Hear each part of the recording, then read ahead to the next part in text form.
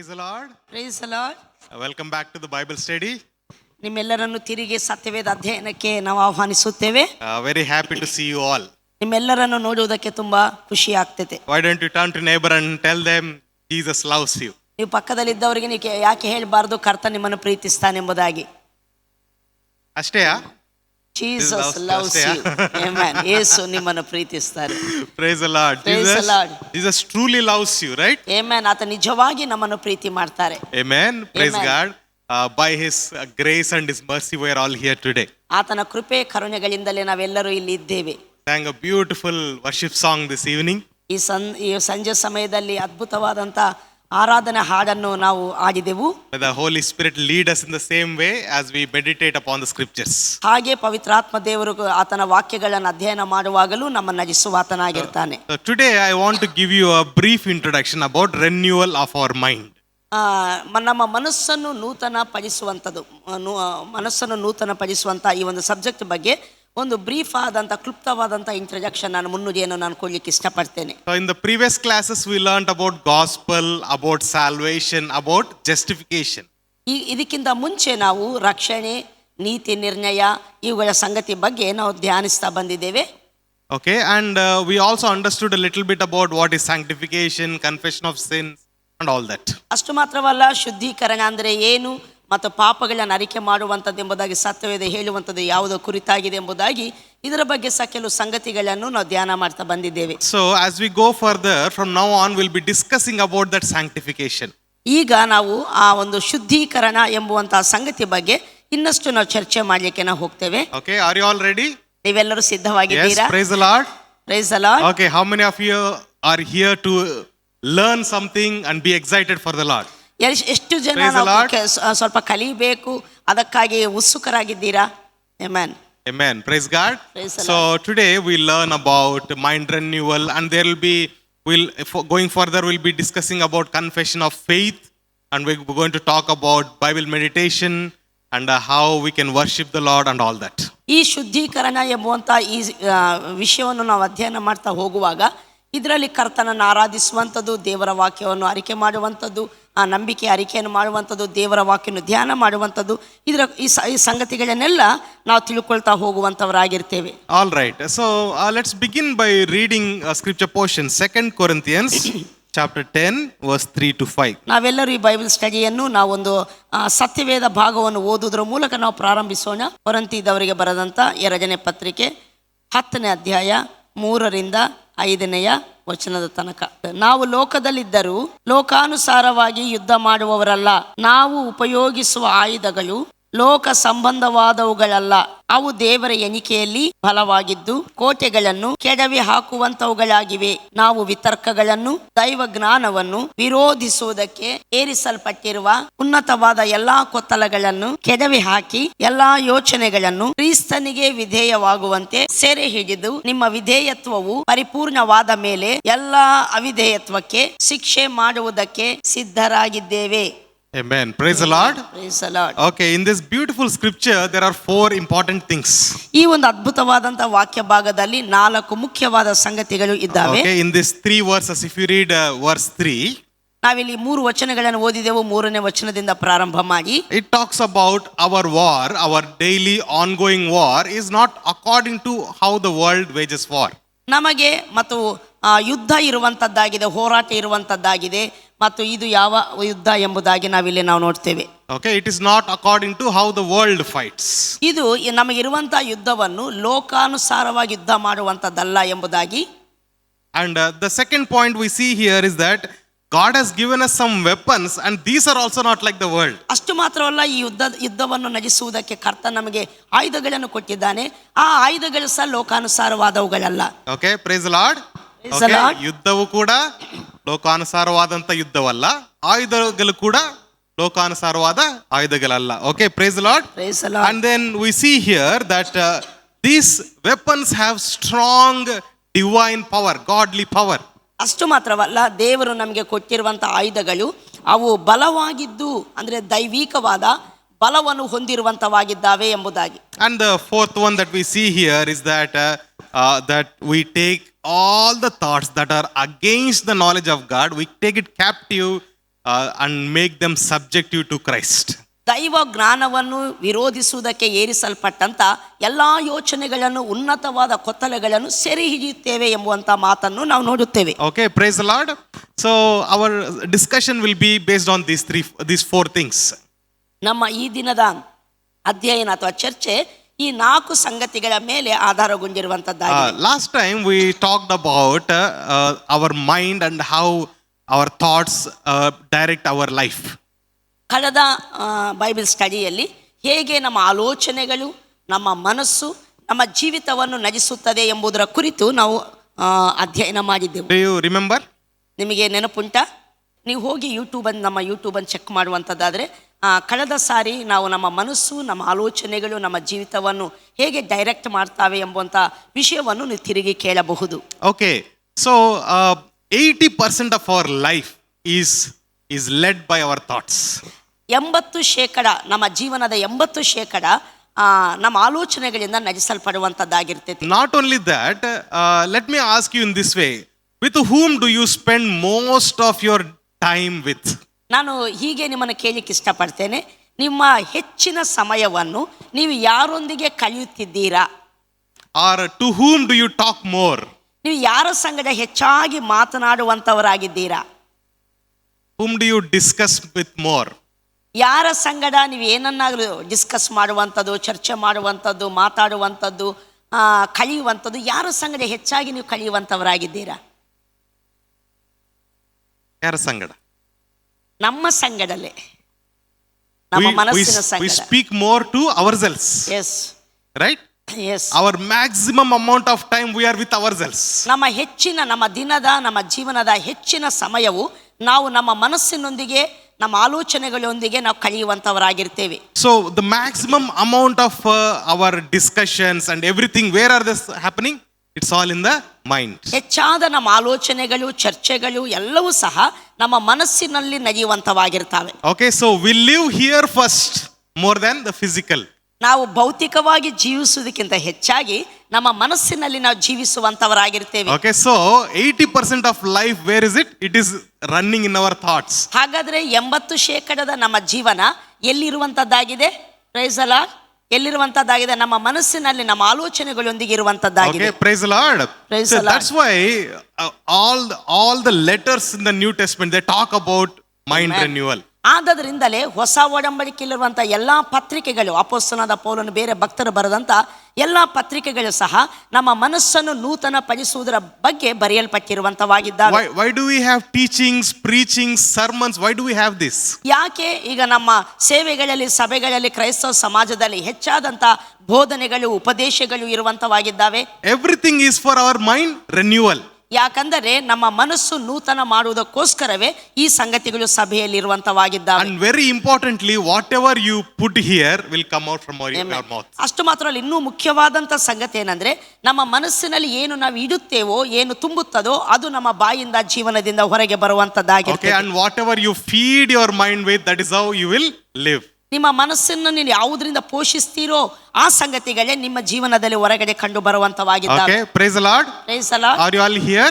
ನೀವೆಲ್ಲರೂ ಇಲ್ಲಿದ್ದೀರಲ್ವಾ? Okay, whether it is a new believer or a very old Christian, ಒಂದು ವೇಳೆ ನೀವು ಹೊಸ ವಿಶ್ವಾಸ ಆಗಿರಬಹುದು ಅಥವಾ ಹಳಬರಾದಂಥ ವಿಶ್ವಾಸಿಗಳು ಆಗಿರಬಹುದು, we all have battle in our mind. ನಾವೆಲ್ಲರೂ ಸಹ ನಮ್ಮ ಮನಸ್ಸಿನಲ್ಲಿ ಒಂದು ಯುದ್ಧ ಅಥವಾ ಹೋರಾಟವನ್ನು ಹೋರಾಟ ಉಳ್ಳವರು ನಾವು ಆಗಿದ್ದೇವೆ. So that's why Paul is saying our battle is not like the world's battle. ಆದ್ದರಿಂದಲೇ ಅಪೊಸ್ತಲನಾದ ಪೌಲನು ಹೇಳ್ತಾನೆ, ನಮ್ಮ ಯುದ್ಧವು ಲೋಕಾನುಸಾರವಾದದ್ದು ಅಲ್ಲ ಎಂಬುದಾಗಿ. Amen. Praise the Lord. So Paul very detailedly understood our every battle is not a physical battle. It starts in the mind and it happens in the spiritual realm. ಪೌಲನು ಸ್ಪಷ್ಟವಾಗಿ ಅರ್ಥ ಮಾಡಿಕೊಂಡಿದ್ದಾನೆ, ನಮ್ಮ ಎಲ್ಲ ಹೋರಾಟ ನಮ್ಮ ಮನಸ್ಸಿನಲ್ಲಿ ನಡೆಯುವಂಥದ್ದು ಹೊರತು ಅದು ಆತ್ಮ ಸಂಬಂಧವಾದದ ಹೊರತು ಭೌತಿಕಕ್ಕೆ ಸೇರಿರುವಂಥದ್ದಲ್ಲ ಎಂಬುದಾಗಿ. So if you read Ephesians chapter 6, 10 to 17, we read so many times. ನಾವು ನೋಡ್ತೇವೆ ಎಫೆಸಿ ಪತ್ರಿಕೆ ನೀವು ಓದುವಂಥದ್ದಾದ್ರೆ 6ನೇ ಅಧ್ಯಾಯ 10ರಿಂದ 17ನೇ ವಚನ ತನಕ ಇದನ್ನು ಹೆಚ್ಚಿನ ಸಾರಿ ನೀವು ಕೇಳಿರ್ತೀರಾ. So he detailedly explains that we are not fighting against the flesh and blood. ಆತನಲ್ಲಿ ವಿವರಿಸ್ತಾ ಬರ್ತಾನೆ, ನಾವು ಹೋರಾಟ ಮಾಡುವುದು, ಯುದ್ಧ ಮಾಡುವಂಥದ್ದು ರಕ್ತ ಮಾಂಸಗಳ ಸಂಗಡವಲ್ಲ ಎಂಬುದಾಗಿ. Okay, our arguments, our discussions, usually we throw words at the people ನಾವು ಅನೇಕ ಸಾರಿ ನಮ್ಮ ಚರ್ಚ್ ಮತ್ತು ನಾವು ವಿವಾದಗಳನ್ನು ಮಾಡುವಾಗ ಮಾತಾಡುವಾಗ ನಾವು ಜನರ ಕಡೆ ನಮ್ಮ ಮಾತುಗಳನ್ನು ಎಸೆಯುವಂಥವರು ನಾವು ಆಗಿರ್ತೇವೆ. But Paul is very importantly explaining this, that our fight is not physical, it is spiritual. ಆದರೆ ಪೌಲನು ಹೇಳ್ತಾ ಇದ್ದಾನೆ, ನಮ್ಮ ಯುದ್ಧವು ಆತ್ಮ ಸಂಬಂಧವಾದದೆ ಹೊರತು ಭೌತಿಕಕ್ಕೆ ಸೇರಿರುವಂತದ್ದಲ್ಲ ಎಂಬುದಾಗಿ. Praise the Lord. Praise the So Lord. now think about this. ಹಾಗಾದ್ರೆ ನಾವು ಹೀಗೆ ನಾವು ಆಲೋಚನೆ ಮಾಡಬೇಕಾಗಿದೆ. Your marriage life is affected because of your thoughts. Amen. ನಿಮ್ಮ ವಿವಾಹ ಜೀವನ ಸಹ ನಿಮ್ಮ ಆಲೋಚನೆಗಳಿಂದ ಪ್ರಭಾವಿತಗೊಂಡಿರ್ತೈತೆ ಅಥವಾ ಅದರ effect ಬೀರುವಂತದ್ದಾಗಿರ್ತೈತೆ. The way you raise up the kids, it is because of your thoughts. ನಿಮ್ಮ ಮಕ್ಕಳನ್ನು ಬೆಳೆಸುವ ವಿಧಾನ ಸಹ ನಿಮ್ಮ ಆಲೋಚನಾ ವಿಧಾನದ ಮೇಲೆ ಆಧಾರಗೊಂಡಿರುವಂತದ್ದಾಗಿದೆ. How do you respond to a situation? It is because of your thoughts. ನಿಮ್ಮ ಪರಿಸ್ಥಿತಿಗಳಿಗೆ ನೀವು ಪ್ರತಿಕ್ರಿಯಿಸುವಂತದ್ದು ಸಹ ನಿಮ್ಮ ಆಲೋಚನೆಗಳೇ ಕಾರಣವಾಗಿರ್ತವೆ. Okay, and whatever you speak every day, every moment, it is all because of your thoughts. ನೀವು ಪ್ರತಿನಿತ್ಯ ಏನು ಮಾತನಾಡ್ತೀರಾ ಅದು ಸಹ ನಿಮ್ಮ ಆಲೋಚನೆಗಳ ಕಾರಣದಿಂದಲೇ ಆಗಿರ್ತೈತೆ. Praise the Lord. So that's why Bible talks entire New Testament, if you see, it is all about renewal of your spirit, renewal of your mind. ಆದ್ದರಿಂದ ಇಡೀ ಹೊಸ ಒಡಂಬಡಿಕೆ ನಮ್ಮ ಆತ್ಮನನ್ನು, ಅಂತರಂಗವನ್ನು, ಮನಸ್ಸನ್ನು ನೂತನ ಪಡಿಸಿಕೊಳ್ಳುವುದರ ಕುರಿತು ಮಾತನಾಡುವಂತದ್ದಾಗಿದೆ. So as your soul prospers, you will also prosper in everything, right? ದೇವರ ವಾಕ್ಯ ಹೇಳ್ತೈತೆ, ನಿಮ್ಮ ಆತ್ಮ, ಅಂತರಂಗ, ಮನಸ್ಸು ಅಭಿವೃದ್ಧಿ ಹೊಂದುವ ಪ್ರಕಾರ ಎಲ್ಲಾ ವಿಷಯಗಳಲ್ಲಿ ನೀವು ಅಭಿವೃದ್ಧಿ ಹೊಂದುತ್ತೀರೆಂಬುದಾಗಿ. So the prosperity happens here, not with the money, but in the mind. ನೋಡಿ, ಅಭಿವೃದ್ಧಿ, ಸುಕ್ಷೇಮ ಅನ್ನುವಂಥದ್ದು ಅದು ಹಣದ ಸಂಗಡ ಹೊರಗಡೆ ಭೌತಿಕ ಲೋಕದಲ್ಲಿ ಸಂಭವಿಸುವಂತದ್ದಲ್ಲ, ಅದು ನಮ್ಮ ಆತ್ಮದಲ್ಲಿ, ಮನಸ್ಸಿನಲ್ಲಿ ಸಂಭವಿಸುವಂತ ಸಂಗತಿಯಾಗಿದೆ. Praise God. Praise the So Lord. that's why devil is after the minds of the people. ಆದ್ದರಿಂದಲೇ ಸೈತಾನನು ನಮ್ಮ ಮನಸ್ಸುಗಳ ಹಿಂದೆ ಯಾವಾಗಲೂ ಕೆಲಸ ಮಾಡಲಿಕ್ಕೆ ಪ್ರಯತ್ನ ಮಾಡ್ತಾನೆ. He tries to capture the mind of the young people, youth. ನಾವು ನೋಡ್ತೇವೆ, ಯೌವನಸ್ಥರ ಮನಸ್ಸುಗಳನ್ನು ಸೆರೆ ಹಿಡಿಯುವುದಕ್ಕೆ, ಕ್ಯಾಪ್ಚರ್ ಮಾಡಲಿಕ್ಕೆ ಸೈತಾನನು ಯಾವಾಗಲೂ ಬಹಳ ಪ್ರಯತ್ನವನ್ನು ಪಡುವಂತಾತನಾಗಿರ್ತಾನೆ. See, every TV ad that you get or mobile ad, YouTube ad that you get, ನೀವು ಮೊಬೈಲ್ ಅಲ್ಲಾಗಲಿ, ಯೂಟ್ಯೂಬ್ ಅಲ್ಲಾಗಲಿ, ಟಿವಿಯಲ್ಲಾಗಲಿ ನೀವು ಅಡ್ವರ್ಟೈಸ್ಮೆಂಟ್ಸ್ ಅನ್ನು ನೀವು ನೋಡುವಾಗ so much of research was done, would have been done before that ad is released. ಆ ಒಂದು ಯಾಡ್ಸ್ ಅಂದರೆ advertisements release ಆಗೋದಕ್ಕಿಂತ ಮುಂಚೆ ಅದರ ಬಗ್ಗೆ ಅನೇಕವಾದಂತಹ ಸಂಶೋಧನೆಗಳು ನಡೆದಿರುವಂತವಾಗಿರ್ತವೆ. Why? Because they want to put an ad 30 seconds only, but it has to capture the mind of the people. ಅವರು just 30 ಸೆಕೆಂಡ್ಗಳ ಕಾಲ ಮಾತ್ರ ಅಡ್ವರ್ಟೈಸ್ಮೆಂಟ್ ಅನ್ನು ಕೊಡುವಂತವರಾಗಿರ್ತಾರೆ. ಬಟ್ ಅವರು ಕೊಡುವಂತಹ ಅಡ್ವರ್ಟೈಸ್ಮೆಂಟ್ ಜನರ ಮನಸ್ಸುಗಳನ್ನು ಕ್ಯಾಪ್ಚರ್ ಮಾಡುವಂತ ಒಂದು ಪ್ರಭಾವ ಅದರಲ್ಲಿ ಇರುವಂತದ್ದಾಗಿರ್ತದೆ. So the products that they release, the food that we eat, everything is all a mental mind battle. ಯಾವುದೇ ಆಹಾರಕ್ಕೆ ಸಂಬಂಧಪಟ್ಟ ಸಂಗತಿಗಳಾಗಲಿ, ಅವರು ಯಾವುದೇ ಉತ್ಪಾದನೆ ಮಾಡುವಂಥ ಯಾವುದೇ ಸಂಗತಿಗಳಾಗಲಿ, ಅದನ್ನು ಅವರು ನಮ್ಮ ಮನಸ್ಸನ್ನು ಅದು ಕ್ಯಾಪ್ಚರ್ ಮಾಡುವ ಹಾಗೆ ಅದರ ಕುರಿತು ಅವರು ಯಾಡ್ಸ್ ಅನ್ನು ಕೊಡುವಂಥವರಾಗಿರ್ತಾರೆ. And we have to discuss this in the church. ನಾವು ಈ ಸಂಗತಿಗಳನ್ನು ನಮ್ಮ ಸಭೆಗಳಲ್ಲಿ ಮತ್ತು ಚರ್ಚೆ ಮಾಡಬೇಕಾದ, ಈ ಸಂಗತಿಗಳ ಮೇಲೆ ಚರ್ಚೆ ಮಾಡಬೇಕಾದ ಅಗತ್ಯ ಸಭೆಗಳಲ್ಲಿ ಇರುವಂತದ್ದಾಗಿದೆ. There is no better place than the church to discuss about this. ಈ ಸಂಗತಿಗಳನ್ನು ಚರ್ಚೆ ಮಾಡುವುದಕ್ಕೆ ಸಭೆಗಿಂತ ಉತ್ತಮವಾದ ಸ್ಥಳ ಯಾವುದೂ ಇಲ್ಲ. Nobody teaches these things anywhere else. ಈ ಸಂಗತಿಗಳ ಬಗ್ಗೆ ಎಲ್ಲಿ ಸಹ ಉಪದೇಶ ಮಾಡುವುದಿಲ್ಲ. Is that true? Yes, ಸತ್ಯವಲ್ವಾ? we as believers should teach to one another about this. ಆದ್ದರಿಂದ ಈ ಸಂಗತಿಗಳ ಬಗ್ಗೆ ವಿಶ್ವಾಸಿಗಳಾದ ನಾವುಗಳು ಒಬ್ಬರ ಸಂಗಡ ಒಬ್ಬರು ಈ ಸಂಗತಿಗಳನ್ನು ನಾವು ಉಪದೇಶ ಮಾಡಬೇಕು, ಬೋಧಿಸಬೇಕು. Not only that, every day lot of information is coming to us. ಅಷ್ಟು ಮಾತ್ರ ಅಲ್ಲ, ಪ್ರತಿನಿತ್ಯ ಅನೇಕ ಸಂಗತಿಗಳ ಕುರಿತಾದ ಇನ್ಫಾರ್ಮೇಶನ್ ನಮ್ಮ ಮನಸ್ಸಿಗೆ ಬರುವಂತದ, ನಮಗೆ ಸೇರುವಂತದ್ದಾಗಿರ್ತೈತೆ. That's why in the TV news channel somebody was sharing recently. ಆದ್ದರಿಂದ ಇತ್ತೀಚಿನ ಸಮಯದಲ್ಲಿ ಒಬ್ಬರು ನ್ಯೂಸ್ ಚಾನಲ್ ಅಲ್ಲಿ ಹೀಗೆ ಹೇಳ್ತಾ ಇದ್ರು, the mainstream news channel, there is no news channel that is presenting the complete truth to the people. ನೋಡಿ, ಯಾವುದೇ ಅಂದರೆ ಟಿವಿ ಕುರಿತಿದು ಹೇಳಲ್ಪಟ್ಟಂತ ಮಾತು, ಯಾವುದೇ ನ್ಯೂಸ್ ಚಾನಲ್ಸು ಜನರಿಗೆ ಪರಿಪೂರ್ಣ ಸತ್ಯವನ್ನು ತಿಳಿಸ್ತಾ ಇಲ್ಲ ಎಂಬುದಾಗಿ. Especially TV news channels. TV news channels ಸಂಪೂರ್ಣವಾದ ಸತ್ಯವನ್ನು, ಏನು ನಡೀತಾ ಉಂಟು ಎಂಬುದಾಗಿ ಸಂಪೂರ್ಣ ಸತ್ಯವನ್ನು ಜನರಿಗೆ ತಲುಪಿಸುತ್ತಿಲ್ಲ. You find out whatever Kannada channels are there, news channels, every channel will be associated with some political party. ನೋಡಿ, ನೀವು ಕನ್ನಡ ನ್ಯೂಸ್ ಚಾನಲ್ಸ್ ಅನ್ನು ನೀವು ಗಮನಿಸುವಂತದ್ದಾದ್ರೆ ಪ್ರತಿ ಚಾನಲ್ಸ್ ಯಾವುದೋ ಒಂದು ರಾಜಕೀಯ ಪಕ್ಷದ ಸಂಗಡ ಕೆಲಸ ಮಾಡ್ತಾ ಇದ್ದ ಹಾಗೆ ನಮಗೆ ಖಂಡಿತವಾಗಿ ಗೊತ್ತಾಗುತ್ತದೆ. So you are fed every day, you are fed with lots of lies. ಸುಳ್ಳನ್ನು ಅನೇಕವಾದ ಮನಸ್ಸುಗಳಲ್ಲಿ ತುಂಬುವಂತವರಾಗಿರ್ತಾರೆ. Okay, so this is the time for the church to rise up in the truth. ಆದದರಿಂದ ಇಂತಹ ಸಮಯದಲ್ಲಿ ಸಭೆ ಸತ್ಯದ ವಿಷಯದಲ್ಲಿ ಎದ್ದೇಳಲೇಬೇಕಾಗ್ತದೆ. Praise the Lord. Praise the Lord. So Romans chapter 12 verse 1 and 2. ನಾವೀಗ ಸತ್ಯವೇದದಿಂದ ನಾವು ನೋಡೋಣ. ರೋಮಾಪುರದವರಿಗೆ ಬರೆದಂಥ ಪತ್ರಿಕೆ 12ನೇ ಅಧ್ಯಾಯ 1-2 ವಚನಗಳನ್ನು ನಾವು ಓದಿಕೊಳ್ಳೋಣ. ಆದದರಿಂದ ಸಹೋದರರೇ, ದೇವರ ಕನಿಕರವನ್ನು ನಿಮ್ಮ ನೆನಪಿಗೆ ತಂದು ನಿಮ್ಮನ್ನು ಬೇಡಿಕೊಳ್ಳುವುದೇನೆಂದರೆ, ನೀವು ನಿಮ್ಮ ನಿಮ್ಮ ದೇಹಗಳನ್ನು ದೇವರಿಗೆ ಮೀಸಲಾಗಿಯೂ ಮೆಚ್ಚುಗೆಯಾಗಿಯೂ ಇರುವ ಸಜೀವ ಯಜ್ಞವಾಗಿ ಅರ್ಪಿಸಿರಿ. ಇದೇ ನಿಮ್ಮ ವಿವೇಕಪೂರ್ವಕವಾದ ಆರಾಧನೆಯು. ಇಹಲೋಕದ ನಡವಳಿಕೆಯನ್ನು ಅನುಸರಿಸದೆ ನೂತನ ಮನಸ್ಸನ್ನು ಹೊಂದಿಕೊಂಡು ಪರಲೋಕ ಭಾವದವರಾಗಿರ್ರಿ. ಹೀಗಾದರೆ ದೇವರ ಚಿತ್ತಾನುಸಾರವಾದದ್ದು, ಅಂದರೆ ಉತ್ತಮವಾದದ್ದು, ಮೆಚ್ಚುಗೆಯಾದದ್ದು, ದೋಷವಿಲ್ಲದ್ದು ಯಾವುದೆಂದು ವಿವೇಚಿಸಿ ತಿಳುಕೊಳ್ಳುವಿರಿ. Amen. Praise the Amen. Lord. Praise the Lord. So this scripture, in this scripture, Paul is explaining about renewal of mind and complete surrenderance to God. ಈ ಒಂದು ವಾಕ್ಯ ಭಾಗದಲ್ಲಿ ಅಪೊಸ್ತಲನಾದ ಪೌಲನು ಮನಸ್ಸನ್ನು ನೂತನ ಪಡಿಸಿಕೊಳ್ಳುವುದರ ಕುರಿತಾಗಿ ಮತ್ತು ಸಂಪೂರ್ಣವಾದ ಕ್ರಿಸ್ತನಿಗೆ ಸಮರ್ಪಣೆಯ ಜೀವಿತದ ಕುರಿತಾಗಿ ಸಹ ಆತನಲ್ಲಿ ಮಾತನಾಡ್ತಾ ಇದ್ದಾನೆ. Okay, he is saying that completely surrender as a living sacrifice to God. ಸಂಪೂರ್ಣವಾದ ಸಮರ್ಪಣೆ ಅಂದ್ರೆ ಸಜೀವ ಬಲಿಯಾಗಿ ಕರ್ತನಿಗೆ ಅರ್ಪಿಸುವಂತದ್ದು. Okay, and he is saying be renewed in your mind so that you will know the good and trustworthy, benefit, profitable will of God. ಅಷ್ಟು ಮಾತ್ರವಲ್ಲ, ನೂತನ ಮನಸ್ಸನ್ನು ಹೊಂದಿಕೊಳ್ಳಿರಿ.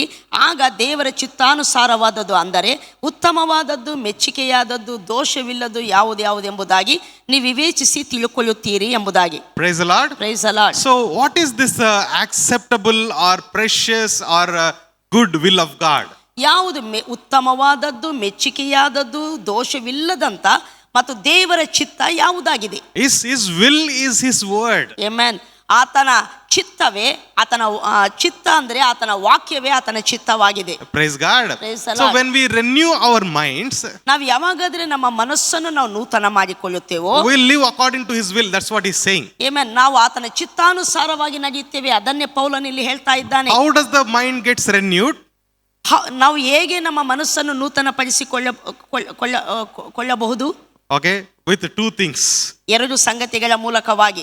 Already we read 2 Corinthians 10:3-5. We'll go there again. Can we open? ಈಗಾಗಲೇ ನಾವು ಓದಿದೆವು 2ನೇ ಕೊರಿಂಥದವರಿಗೆ ಬರೆದಂತ 2ನೇ ಪತ್ರಿಕೆ 10ನೇ ಅಧ್ಯಾಯ 3-5 ವಚನಗಳು. Okay, firstly to break the strongholds.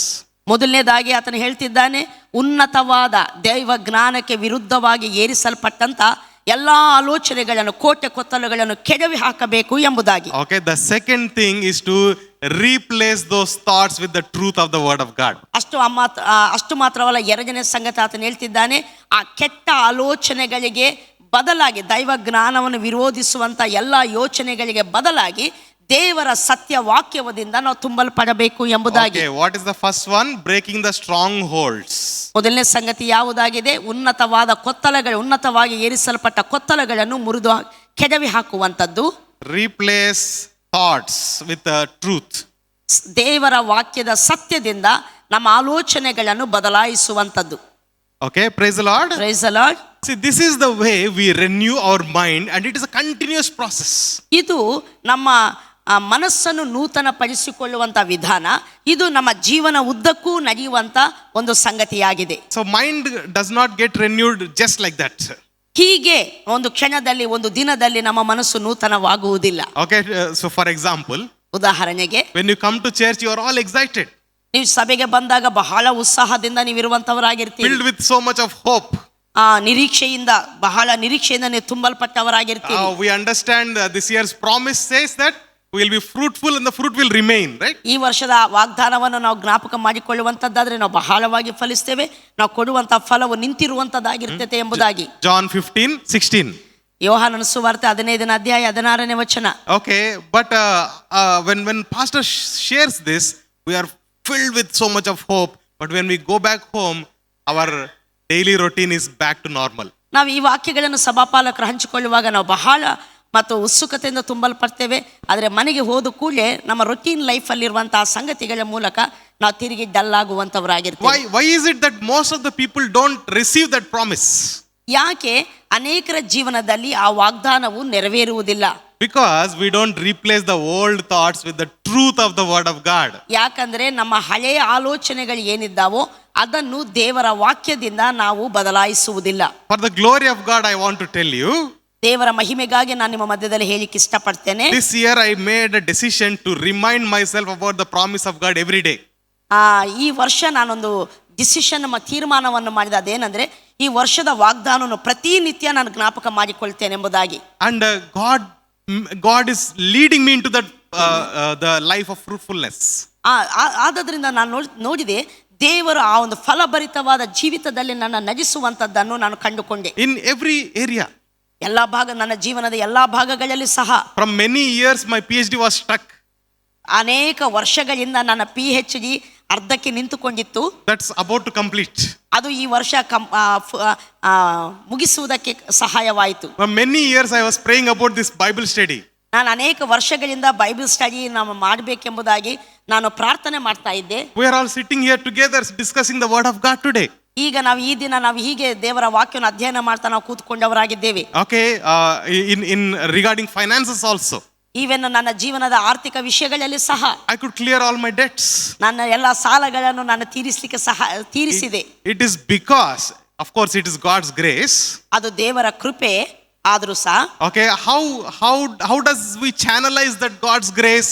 It is by renewing our mind with the truth of the word. ನೋಡಿ, ಆ ದೇವರ ಕೃಪೆಯನ್ನು ನಾವು ಹೇಗೆ ತಲುಪುವಂತವರು ಆಗಿರ್ತೇವಂದ್ರೆ ನಮ್ಮ ಮನಸ್ಸನ್ನು ದೇವರ ವಾಕ್ಯದಿಂದ ನೂತನ ಪಡಿಸಿಕೊಳ್ಳುವುದರ ಮೂಲಕವಾಗಿ. Every day I reminded myself that that same verse. Amen. Pastor, I translated for pastor that day. That's why I remember it even now.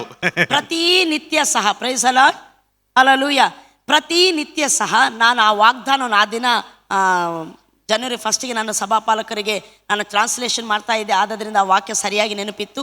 ಪ್ರತಿನಿತ್ಯ ಸಹ ನಾನು ಆ ವಾಗ್ದಾನವನ್ನು ಪ್ರತಿನಿತ್ಯ ನಾನು ನೆನಪು ಮಾಡಿಕೊಳ್ತಾ ಇದ್ದೇನೆ. So he was telling that just remind yourself every day that you did not choose him, he has chosen you. ಅವ್ರು ಹೇಳ್ತಾ ಇದ್ರು, ಪಾಸ್ಟರ್ ಹೇಳ್ತಾ ಇದ್ರು, ನೀವು ಏನು ಮಾಡಬೇಡ್ರಿ, ಪ್ರತಿನಿತ್ಯ ನೀವು ಜ್ಞಾಪಕ ಮಾಡಿಕೊಳ್ಳಿರಿ, ಆತನು ನಿಮ್ಮನ್ನು ಆರಿಸಿಕೊಂಡಿದ್ದಾನೆ ಫಲಿಸುವುದಕ್ಕಾಗಿ ಎಂಬುದಾಗಿ. Praise the Lord. Praise the Lord. So likewise God is leading me in that direction. Amen. ಹೀಗೆ ದೇವರು ನಾನು ಕೃತಾರ್ಥನಾಗುವ ಹಾಗೆ ಆ ಒಂದು ಡೈರೆಕ್ಷನ್ ಅಲ್ಲಿ ನನ್ನ ನಡೆಸಿರುವಂತ ಆತನಾಗಿದ್ದಾನೆ. What I am seeing physically is very small. ನಾನು ಏನು ಭೌತಿಕವಾಗಿ ನೋಡ್ತಿದ್ದೇನೆ ಅದು ಬಹಳ ಸಣ್ಣ ಸಂಗತಿ. But my mind is getting renewed. That is more than what I can imagine.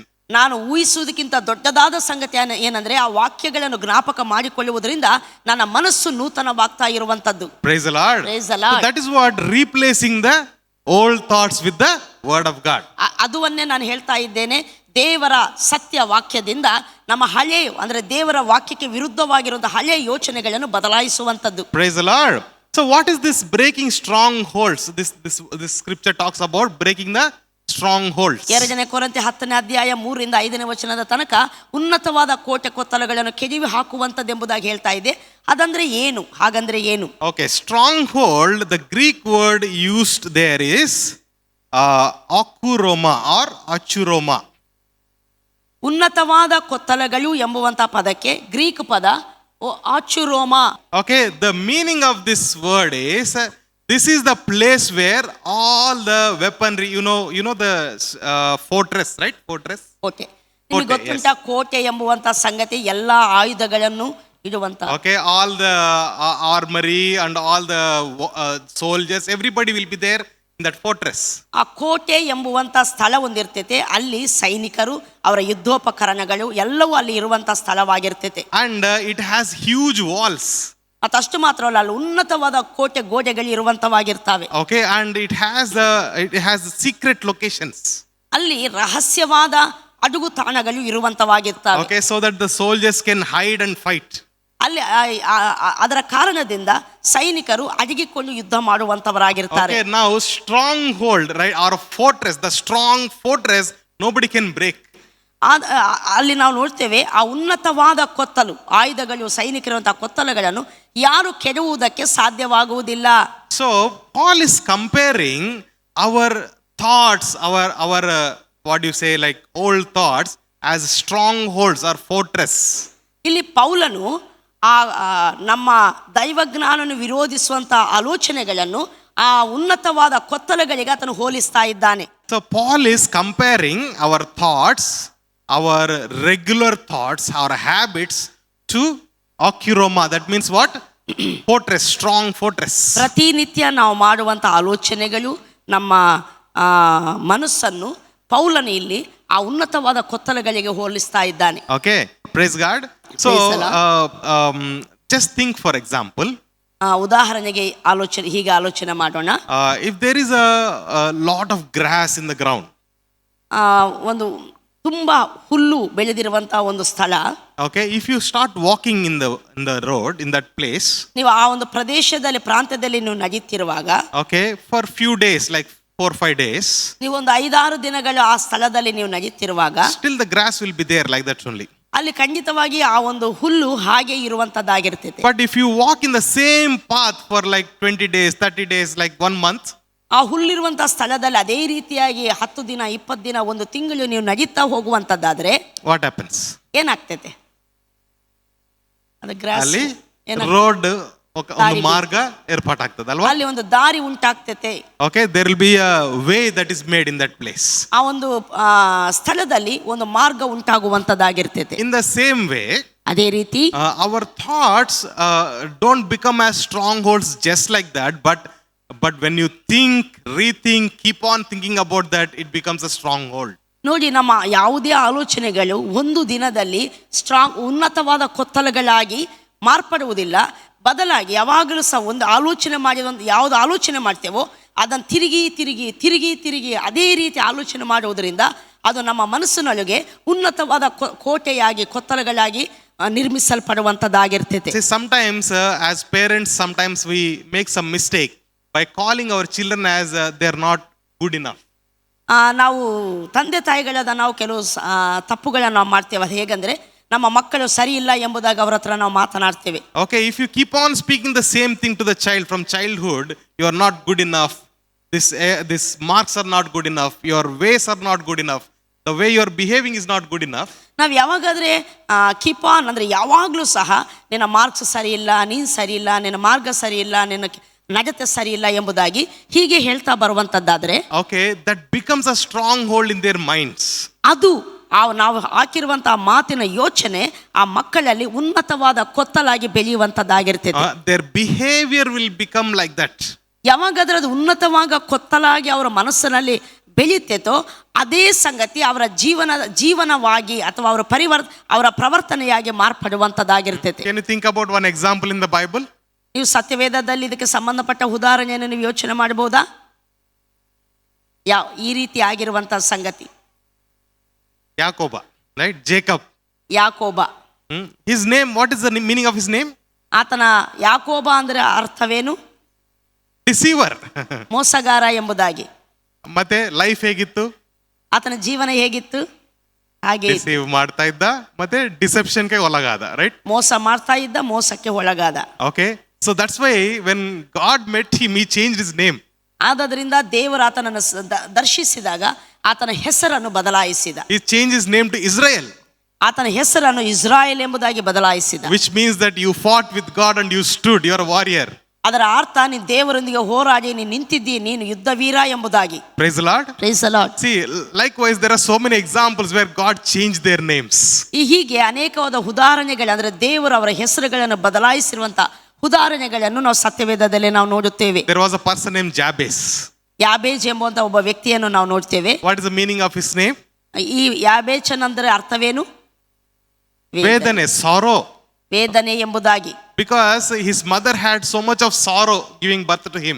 ಆತನನ್ನು ಹೇರುವಾಗ ತಾಯಿ ಬಹಳ ವೇದನೆಯಲ್ಲಿ ಹೋದಳು. So his name also they kept as sorrow. ಆದ್ದರಿಂದ ಆತನಿಗೆ ಯಾಬೇಚನು ಅಂದ್ರೆ ವೇದನೆ ಎಂಬುದಾಗಿ ಅರ್ಥ ಬರುವಂತ ಹೆಸರನ್ನು ಇಟ್ಟಳು. So one day he prays a prayer like that. ಆತನ ಒಂದು ದಿನ ಹೀಗೆ ಪ್ರಾರ್ಥನೆ ಮಾಡ್ತಾನೆ. And he asked the Lord, Lord, bless my name. ಆತನು ಹೇಳ್ತಿದ್ದ, ನನ್ನ ಹೆಸರನ್ನು ನೀನು ಆಶೀರ್ವದಿಸು ಎಂಬುದಾಗಿ. Because he understood my name means sorrow. ಯಾಕಂದ್ರೆ ಆತನಿಗೆ ಅರ್ಥವಾಗಿತ್ತು ತನ್ನ ಆ ಹೆಸರಿನ ಅರ್ಥ ವೇದನೆ ಎಂಬುದಾಗಿ. Okay, so he asked the Lord, Lord, bless my name, change my ways, bless my works. ಆತನು ಹೇಳ್ತಿದ್ದಾನೆ, ಸ್ವಾಮಿ ನನ್ನ ದೇವರೇ ನನ್ನ ಹೆಸರನ್ನು ಆಶೀರ್ವದಿಸು, ನನ್ನ ಜೀವಿತವನ್ನು ನನ್ನ ಮಾರ್ಗಗಳನ್ನು ಆಶೀರ್ವದಿಸು, ನನ್ನ ಜೀವಿತವನ್ನು ಬದಲಾಯಿಸು ಎಂಬುದಾಗಿ. Praise the Lord. Praise the Lord. You can see many examples where God changed their names. ಆದ್ದರಿಂದ ಸತ್ಯವೇದದಲ್ಲಿ ದೇವರು ಹೆಸರುಗಳನ್ನು ಬದಲಾಯಿಸಿರುವಂತಹ ಉದಾಹರಣೆಗಳು ಎಷ್ಟೋ ಕಾಣುವಂತವಾಗಿರ್ತವೆ. Okay, so when you speak to somebody, you cannot succeed. ನೀವು ಯಾರ ಹತ್ರ ಆದ್ರೂ ನೀವು ಕೃತಾರ್ಥರಾಗುವುದಿಲ್ಲ, ನೀವು ಮೇಲೆ ಬರುವುದಿಲ್ಲ ಎಂಬುದಾಗಿ ಮಾತಾಡ್ತಾನೇ ಇದ್ರೆ, okay, they really cannot succeed in their life. ಅವರು ನಿಜ ಅವರು ಕೃತಾರ್ಥರಾಗುವುದಿಲ್ಲ ಅವರ ಜೀವನದಲ್ಲಿ. Okay, science says, ವಿಜ್ಞಾನವು ಹೀಗೆ ಹೇಳ್ತೈತೆ, okay, when you think some thoughts, ನೀವು ಯಾವುದಾದ್ರೂ ಒಂದು ಯೋಚನೆಗಳನ್ನು ನೀವು ಮಾಡ್ತಾನೇ ಇದ್ರೆ, okay, they form neural networks in our mind. ಅವು ನಮ್ಮ ಬ್ರೈನ್ ನಲ್ಲಿ, ನಮ್ಮ ಮನಸ್ಸಲ್ಲಿ ನ್ಯೂರಲ್ ನೆಟ್ವರ್ಕ್ ಅನ್ನು form ಮಾಡುವಂತವಾಗಿರ್ತವೆ. Okay, whatever brain cells are there, ಏನು ನಮ್ಮ ಮೆದುಳಿನಲ್ಲಿ ಕಣಗಳಿದ್ದಾವೋ, based on our thoughts they form the networks. ನಮ್ಮ ಆಲೋಚನೆಗಳ ಮೇರೆಗೆ ಅವು ನಮ್ಮ ಬ್ರೈನ್ ಅಲ್ಲಿ ಕಣಗಳು ಆ ಒಂದು ಪ್ಯಾಟರ್ನ್ ಅನ್ನು form ಮಾಡುವಂತವಾಗಿರ್ತವೆ. So every time you keep on thinking one thought, it will form one network. Yes, ನೀವು ಒಂದೇ ಯೋಚನೆಯನ್ನು ಒಂದೇ ರೀತಿ ನೀವು ಯಾವಾಗಲೂ ಮಾಡುವಂತದ್ದಾದ್ರೆ ಅದು ಒಂದು ನೆಟ್ವರ್ಕ್ ಅನ್ನು ಫಾರ್ಮ್ ಮಾಡ್ತೈತೆ ನಮ್ಮ ಬ್ರೈನ್ ಸೆಲ್ಸ್ ನಲ್ಲಿ. So you continue to think in that pattern and it will start forming a huge network. ನೀವು ಅದೇ ಆಲೋಚನೆಯನ್ನು ಯಾವಾಗಲೂ ನಿಮ್ಮ ಬಗ್ಗೆ ನೀವು ಮಾಡುವಂತದ್ದಾದ್ರೆ ಅದು ನಿಮ್ಮ ಬ್ರೈನ್ ಅಲ್ಲಿ ಒಂದು ದೊಡ್ಡ ನೆಟ್ವರ್ಕ್ ಆಗಿ ಮತ್ತು ಬೆಳೆಯುವಂತದ್ದಾಗಿರ್ತೈತೆ. As the days go by, it will become a net that can trap ಹೀಗೆ you. ದಿನಗಳು ಕಳೀತಾ ಬರುವಾಗ ಅದೊಂದು ನೆಟ್ ಆಗಿ ಬಲೆಯಾಗಿ ಮಾರ್ಪಡುವಂತದ್ದಾಗಿರ್ತೈತೆ. Okay, that is what science says. Science is accepting what the word of God says as strongholds or okuroma. ಆದ್ದರಿಂದ science ದೇವರ ವಾಕ್ಯ ಹೇಳುವಂಥದ್ದನ್ನು ಒಪ್ಪುತ್ತಾ ಇದೆ. ಅದೇನಂದ್ರೆ ಮನಸ್ಸನ್ನು ಆ ಸ್ಟ್ರಾಂಗ್ ಹೋಲ್ಡ್ಸು ಮನಸ್ಸಿನಲ್ಲಿ ಏರಿಸಲ್ಪಡ್ತಾವೆ ಎಂಬುದಾಗಿ. ಓಕೆ, ಅಂದ್ರೆ ಬಲವಾದ ಕೋಟೆಗಳು ಮನಸ್ಸಿನಲ್ಲಿ ಇರುವಂತದ್ದು. Praise the Lord. Amen. Okay, let's continue to read the scriptures. 2 Corinthians chapter 10 4-5 ಓದೋಣ. 2 ಕೊರಿಂಥಿ ಕೊರಿಂಥದವರಿಗೆ ಬರೆದಂಥ 2ನೇ ಪತ್ರಿಕೆ 10ನೇ ಅಧ್ಯಾಯ 4-5 ವಚನಗಳನ್ನು ಓದಿಕೊಳ್ಳೋಣ. ನಾವು ಉಪಯೋಗಿಸುವ ಆಯುಧಗಳು ಲೋಕ ಸಂಬಂಧವಾದ ಆಯುಧಗಳಲ್ಲ, ಅವು ದೇವರ ಎಣಿಕೆಯಲ್ಲಿ ಬಲವಾಗಿದ್ದು ಕೋಟೆಗಳನ್ನು ಕೆಡವಿ ಹಾಕುವಂಥವುಗಳಾಗಿವೆ. ನಾವು ವಿತರ್ಕಗಳನ್ನು, ದೈವ ಜ್ಞಾನವನ್ನು ವಿರೋಧಿಸುವುದಕ್ಕೆ ಏರಿಸಲ್ಪಟ್ಟಿರುವ ಉನ್ನತವಾದ ಎಲ್ಲ ಕೊತ್ತಲಗಳನ್ನು ಕೆಡವಿ ಹಾಕಿ ಎಲ್ಲ ಯೋಚನೆಗಳನ್ನು ಕ್ರಿಸ್ತನಿಗೆ ವಿಧೇಯವಾಗುವಂತೆ ಸೆರೆ ಹಿಡಿದು ನಿಮ್ಮ ವಿಧೇಯತ್ವವು ಪರಿಪೂರ್ಣವಾದ ಮೇಲೆ ಎಲ್ಲ ಅವಿಧೇಯತ್ವಕ್ಕೆ ಶಿಕ್ಷೆ ಮಾಡುವುದಕ್ಕೆ ಸಿದ್ಧರಿದ್ದೇವೆ. Amen. Praise the Lord. Praise the Lord. See here, it says here that the weapons that we have are to demolish. They are very powerful to demolish the strongholds. ಇಲ್ಲಿ ದೇವರ ವಾಕ್ಯ ಹೇಳ್ತಿದೆ, ನಾವು ಉಪಯೋಗಿಸುವ ಆಯುಧಗಳು ಅವು ದೇವರ ಎಣಿಕೆಯಲ್ಲಿ ಬಹಳ ಬಲವಾಗಿದ್ದು ಕೋಟೆಗಳನ್ನು ಕೆಡವಿ ಹಾಕುವಂತವುಗಳಾಗಿವೆ. Praise the Lord. So the word very powerful, the Greek word used there is dunamis. ಅಲ್ಲಿ ಬಲವಾಗಿದ್ದು ಎಂಬುವಂತ ಆ ಸ್ಥಳದಲ್ಲಿ ಗ್ರೀಕ್ ವರ್ಡ್ ಡುನಾಮಿಸ್ ಎಂಬುವಂತ ಒಂದು ಪದ ಉಪಯೋಗಿಸಲ್ಪಟ್ಟಿದೆ. So dunamis is the word from where dynamite, the bomb dynamite is there, no? That word comes from dunamis. ಡುನಾಮಿಸ್ ಎನ್ನುವಂತ ಈ ಪದ dynamite ಎಂಬುವಂತ ಒಂದು ಪದವನ್ನು ನೀವು ಕೇಳಿರ್ತೀರಲ್ವಾ, ಅದರಿಂದ ಬಂದಿರುವಂತಹ ಪದವಾಗಿದೆ. Or when you call some people, you say, right, very dynamic person. ನೀವು ಯಾರನ್ನಾದ್ರೂ ಒಂದು ಸ್ಟ್ರಾಂಗ್ ಆಗಿರುವಂತ ವ್ಯಕ್ತಿಯನ್ನು ನೋಡುವ, ನೀವು ಹೇಳ್ತೀರಾ ಬಹಳ ಡೈನಮಿಕ್ ಪರ್ಸನ್ ಇವರು ಎಂಬುದಾಗಿ. Okay, so the word dunamis means it's an explosive, powerful, divine weapon. ಈ ಡುನಾಮಿಸ್ ಬಲವಾಗಿದ್ದು ಎಂಬುದಾಗಿ ದೇವರ ವಾಕ್ಯದಲ್ಲಿ ಹೇಳ್ತಿರುವಂತಹ ಸಂಗತಿ, ಇದು ದೊಡ್ಡ ಕಾರ್ಯಗಳನ್ನು ಮಾಡುವಂತ ಮಹತ್ತರವಾದ ದೇವರ ಬಲ ಎಂಬುವಂತ ಅರ್ಥ ಬರುವಂತದ್ದಾಗಿದೆ. And another meaning is it's a miraculous power. ಮತ್ತು ಆಶ್ಚರ್ಯಕರವಾದ ಶಕ್ತಿ ಎಂಬುದಾಗಿ. Praise the Lord. Praise the Lord. So that means that God has given you such a power that even if your mind is forming these neural networks, Amen, you can break them in the name of Jesus. ನೋಡಿ, ಈ ರೀತಿ ಆ neural network ಒಂದು ಕೆಟ್ಟ ಆಲೋಚನೆಯಿಂದ ಸತತವಾಗಿ ಆಲೋಚನೆ ಮಾಡುವುದರಿಂದ ನಮ್ಮ ಬ್ರೈನಲ್ಲಿ ಉಂಟಾಗಿರುವಂಥ ಆ ಬಲವಾದ ಕೊತ್ತಲವನ್ನು, ಆ ಕೋಟೆಯನ್ನು ಕೆಡವಿ ಹಾಕುವಂತ ಅದಕ್ಕಿಂತ ಬಲವಾದ ಮತ್ತು ಆಯುಧವನ್ನು ಕರ್ತನು ನಮಗೆ ಕೊಟ್ಟಿರುವಂತ ಆತನಾಗಿದ್ದಾನೆ. Amen. Praise the Lord. But many times we fail to identify these strongholds. ಯಾವಾಗ ಈ ಒಂದು ಕೊತ್ತಲಗಳನ್ನು ಕೋಟೆಯನ್ನು ನಾವು ಗುರುತಿಸುವಂತವರಾಗಿರ್ತೇವೆ. Okay, because many thoughts we would have come from the childhood. ಕೆಲವು ಆಲೋಚನೆಗಳು ನಮ್ಮ ಬಾಲ್ಯದಿಂದಲೇ ಬಂದಿರುವಂತವಾಗಿರ್ತವೆ. See, for so many weeks we studied about the true gospel, right? ನಾವು ಅನೇಕ ವಾರಗಳು ಸತ್ಯ ಸುವಾರ್ತೆ ಬಗ್ಗೆ ನಾವು ಅಧ್ಯಯನ ಮಾಡಿದೆವಲ್ವಾ. So some people were following online. ಅನೇಕ ಜನರು ಮತ್ತು ಆನ್ಲೈನ್ ಅಲ್ಲಿ ಸಹ ಬೈಬಲ್ ಸ್ಟಡಿಯನ್ನು ಫಾಲೋ ಮಾಡಿದ್ದಾರೆ. After all the teaching, still they are asking, how is it true gospel? ಎಲ್ಲ ವಿವರವಾಗಿ ಬೋಧಿಸಿದ ನಂತರ ಸಹ ಕೃಪೆಯಿಂದಲೇ ನಂಬಿಕೆ ಮೂಲಕ ಎನ್ನುವಂಥ ಸುವಾರ್ತೆ ಹೇಗೆ ಸತ್ಯ ಸುವಾರ್ತೆ ಆಗ್ತೈತೆ ಎಂಬುದಾಗಿ ತಿರುಗಿ ಅವರಲ್ಲಿ ಕೆಲವು ಪ್ರಶ್ನೆಗಳಿದ್ದಾವೆ. I cannot accept this. ಇದನ್ನು ನನಗೆ ತಕ್ಕೊಳ್ಳಿಕ್ಕೆ ಆಗುವುದಿಲ್ಲ. Okay, I have to do something for the salvation. ಅವರು ಹೇಳ್ತಾರೆ, ನನಗಿದನ್ನು ಈ ರೀತಿ ನೀವು ಹೇಳುವಂಥ ಬೋಧನೆಯನ್ನು ಸ್ವೀಕರಿಸಲಿಕ್ಕಾಗಲ್ಲ. ರಕ್ಷಣೆ ಹೊಂದಬೇಕಂದ್ರೆ ನಾವೇನಾದರೂ ಮಾಡಬೇಕಲ್ವಾ, ನಾವೇನು ಮಾಡಬೇಕಾಗಿಲ್ಲ ಅಂದ್ರೆ ಹೇಗೆ ಎಂಬುದಾಗಿ ಅವರು ಹೇಳ್ತಾರೆ. How can what you're preaching is true gospel, they were asking. ನೀವು ಹೇಳುವಂತ ಸುವಾರ್ತೆ ಹೇಗೆ ಸತ್ಯ ಸುವಾರ್ತೆ ಆಗ್ತೈತೆ ಎಂಬುದಾಗಿ ಅವರು ಕೇಳ್ತಾರೆ. Because from childhood they were brought in some way. ಯಾಕಂದ್ರೆ ಆ ರೀತಿಯಾದಂತ ಉಪದೇಶದಲ್ಲಿ ಮತ್ತು ಅವರ ಬಾಲ್ಯದಿಂದ ಬಂದಿರುವಂತವರಾಗಿದ್ದಾರೆ. What that becomes, it becomes a huge neural network in their brain. ಅದು ಅವರಲ್ಲಿ ಏನಾಗಿದೆ, ಅವರ ಬ್ರೈನ್ ಅಲ್ಲಿ, ಅವರ ಮೆದುಳಿನಲ್ಲಿ ದೊಡ್ಡ ಒಂದು ಬಲೆಯಾಗಿ, ಒಂದು ನೆಟ್ವರ್ಕ್ ಆಗಿ ಆ ಕೋಟೆ ನಿರ್ಮಿಸಲ್ಪಟ್ಟಿರುವಂತದ್ದಾಗಿದೆ. When the truth comes, always like a people, the soldiers that are in the strong hold for fortress, when the truth comes, the lies is always hitting the truth. ಯಾವಾಗಾದ್ರೆ ಸತ್ಯವೊಂದು ಬರ್ತೇತೋ ಆ ಕೋಟೆಯಲ್ಲಿ ಜನ ಇರ್ತಾರಂತ ನಾನು ಹೇಳಿನಲ್ಲ, ಸೈನಿಕರು, ಆಯುಧಗಳು, ಆ ಕೋಟೆಯನ್ನು ಸತ್ಯವು ಯಾವಾಗಲೂ ಸಹ ಬದಿಯುವಂತದ್ದಾಗಿರ್ತೈತೆ. Okay, but only when you allow it will happen. ನೋಡಿ, ಯಾವಾಗ ದೇವರ ವಾಕ್ಯಕ್ಕೆ ಸತ್ಯಕ್ಕೆ ವಿರುದ್ಧವಾಗಿ ಏರಿಸಲ್ಪಟ್ಟಂತ ಕೋಟೆ ಕೆಡವಿ ಹಾಕಲ್ಪಡ್ತೈತೆ ಅಂದ್ರೆ ನೀವು ದೇವರ ವಾಕ್ಯಕ್ಕೆ ಅವಕಾಶ ಕೊಟ್ಟಾಗ, ಅದನ್ನು ಅಂಗೀಕಾರ ಮಾಡಿದಾಗ. Praise the Lord. Praise the Lord. So that person was from Baptist church. ಆ ವ್ಯಕ್ತಿ ಮತ್ತು ಬ್ಯಾಪ್ಟಿಸ್ಟ್ ಚರ್ಚಿಯ ಇಂದ ಬಂದಂತ ವ್ಯಕ್ತಿ. Okay, so when I was sharing about the gospel, the person said that, yeah, Bible says all this, but I don't believe it.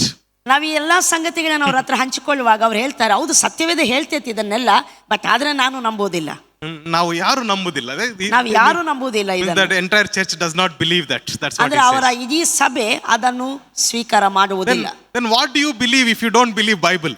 ನೀವು ಸತ್ಯವೇದವನ್ನೇ believe ಮಾಡದಿದ್ರೆ, ನಂಬದಿದ್ದರೆ ಮತ್ತೆ ಯಾವುದನ್ನು ನೀವು ನಂಬುತ್ತೀರಾ? So that's when I understood that you have to allow the word to work in your mind. ಆದ್ದರಿಂದ ನಾನು ಅರ್ಥ ಮಾಡಿಕೊಂಡೆ, ನೀವು ದೇವರ ವಾಕ್ಯಕ್ಕೆ ನಿಮ್ಮ ಜೀವನದಲ್ಲಿ ಅವಕಾಶ ಕೊಡಬೇಕು, ಅದು ನಿಮ್ಮಲ್ಲಿ ಕಾರ್ಯ ಮಾಡುವ ಹಾಗೆ. That is what called as submitting as living sacrifice. ಅದನ್ನೇ ದೇವರ ವಾಕ್ಯ ರೋಮಾಪತ್ರಿಕೆ 12:1 ಹೇಳ್ತೈತೆ, ನಿಮ್ಮನ್ನು ನೀವು ಸಜೀವ ಯಜ್ಞವಾಗಿ ಅರ್ಪಿಸಿಕೊಳ್ಳಿರಿ ಎಂಬುದಾಗಿ. Praise the Lord. Praise the Lord. So living sacrifice means not something like suffering in your own style, not that. ನೋಡಿ, ಸಜೀವ ಯಜ್ಞ ಅಂತ ಹೇಳುವಾಗ, ನಾವು ದೇವರಿಗೆ ಸಜೀವ ಯಜ್ಞವಾಗಿ ಸಮರ್ಪಿಸಿಕೊಳ್ಬೇಕಂತ ಹೇಳುವಾಗ ಏನೋ ನಾವು ಶ್ರಮೆ ಪಡಬೇಕು, ದೇವರ ಒಂದು ಹಿಂಸೆ ಪಡಬೇಕು ದೇವರಿಗಾಗಿ ಎಂಬುದಾಗಲ್ಲ.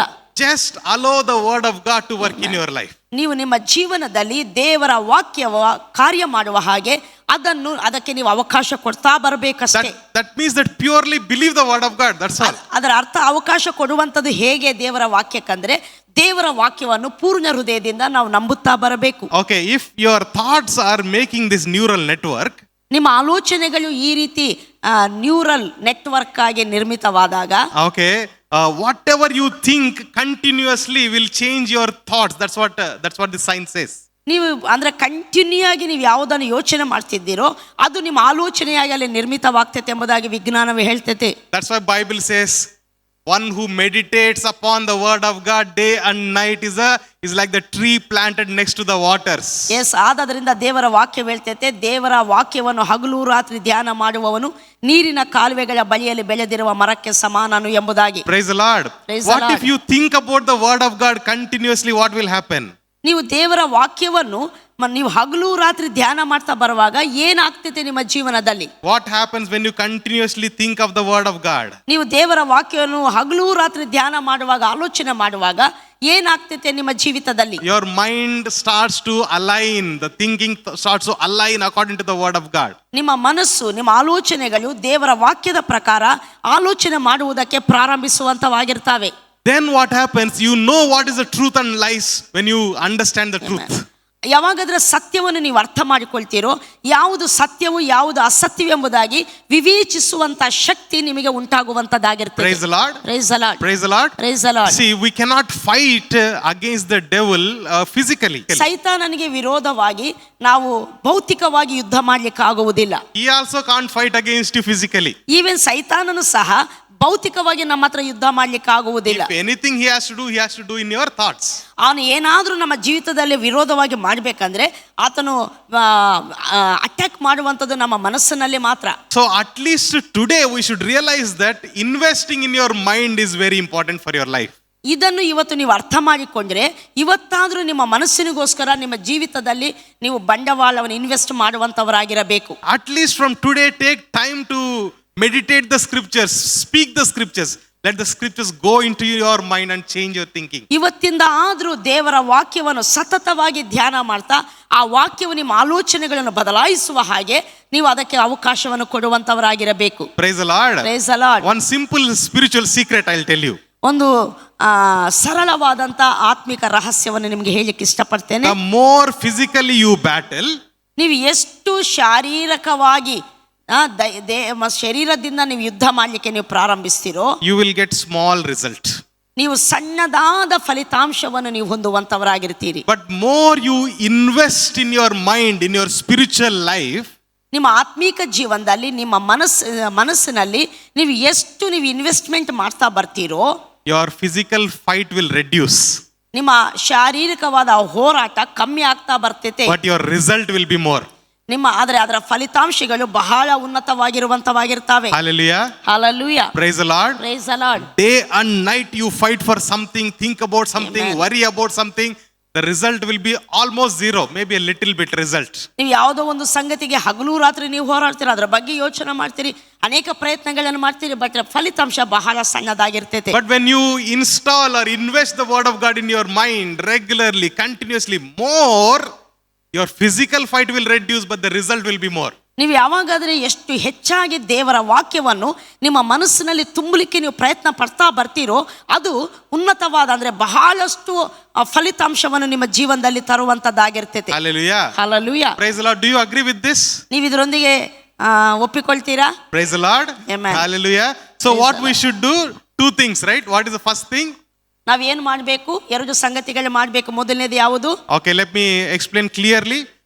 Identify the lies of the devil in your mind. Break it, right? Break it. Yes. Breaking the strongholds. ನಿಮ್ಮ ಮನಸ್ಸಿನಲ್ಲಿ ಸೈತಾನನು ಹೇರಿರುವಂತ ಸುಳ್ಳುಗಳನ್ನು, ದೇವರ ವಾಕ್ಯವನ್ನು ವಿರೋಧಿಸುವಂತ ಸುಳ್ಳಿನ ಯೋಚನೆಗಳನ್ನು ನೀವು ಗುರುತಿಸಬೇಕು, ಅದನ್ನು ಕೆಡವಿ ಹಾಕಬೇಕು. Okay, the second thing is replace that old thought with the truth of the word of God. ಆ ಮನಸ್ಸಿನಲ್ಲಿ ದೇವರ ವಾಕ್ಯದವನ್ನು ತುಂಬುತ್ತಾ ಹಳೆಯ ಯೋಚನೆಗಳನ್ನು ಕೆಡವಿ ಹಾಕಬೇಕು. Hallelujah. Praise the The Lord. Ephesians 6:17 will read. ನಾವೆಲ್ಲರೂ ದೇವರ ವಾಕ್ಯವನ್ನು ಓದೋಣ. ಎಫೆಸದವರಿಗೆ ಬರೆದಂತ ಪತ್ರಿಕೆ 6ನೇ ಅಧ್ಯಾಯ 17ನೇ ವಚನ.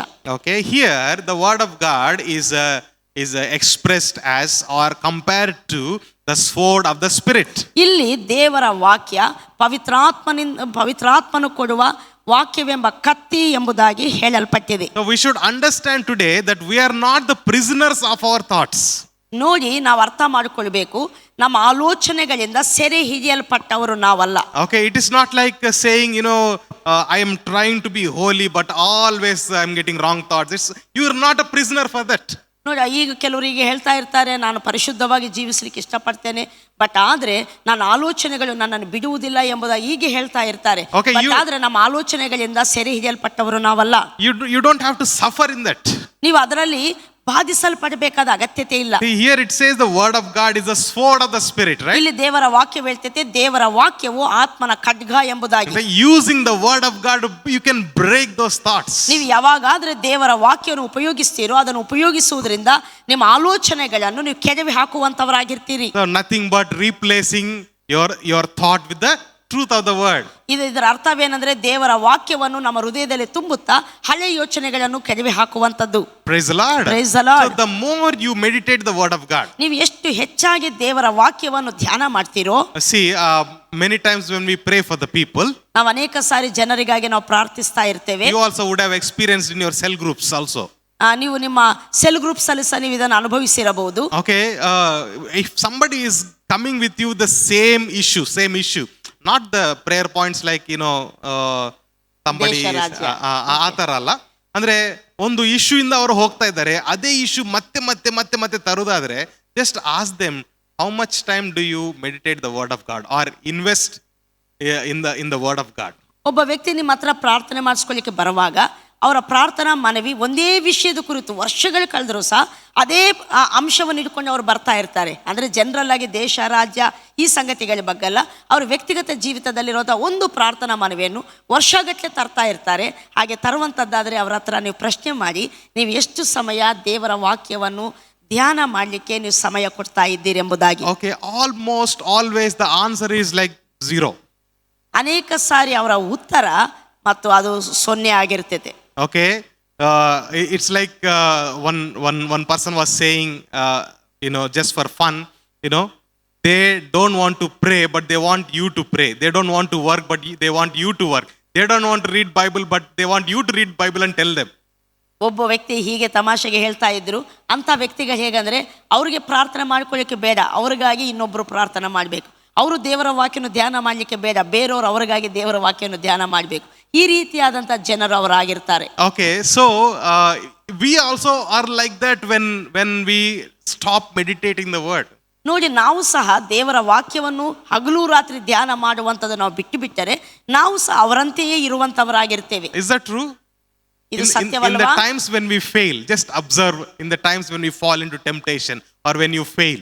ನಾವು ಯಾವಾಗಾದ್ರೆ ನಮ್ಮ ಜೀವನದಲ್ಲಿ ಶೋಧನೆಗಳಲ್ಲಿ ಬೀಳ್ತೇವೋ, ತಪ್ಪಿ ಹೋಗ್ತೇವೋ, ಅವಾಗ ನಮ್ಮನ್ನು ನಾವು ಗಮನಿಸುವಂಥದ್ದಾದ್ರೆ ಇದು ನಮಗೆ ಗೊತ್ತಾಗ್ತದೆ. Most of the times it is because we neglected the word. ಅನೇಕ ಸಾರಿ ಇದಕ್ಕೆ ಕಾರಣವೇನಾಗಿರ್ತೈತೆ ಅಂದ್ರೆ ದೇವರ ವಾಕ್ಯವನ್ನು ಧ್ಯಾನ ಮಾಡುವಂಥದ್ದನ್ನು ಅಲಕ್ಷ್ಯ ಮಾಡುವುದರಿಂದವೇ ಆಗಿರ್ತೈತೆ. Proverbs 23:7 says, ಜ್ಞಾನೋಕ್ತಿ 23:7 ಹೇಳ್ತೈತೆ. Okay, as a man thinks his heart, so is he. ಒಬ್ಬನು ಅವನ ಒಳಗಿನ ಯೋಚನೆಯಂತೆಯೇ ಇದ್ದಾನೆ.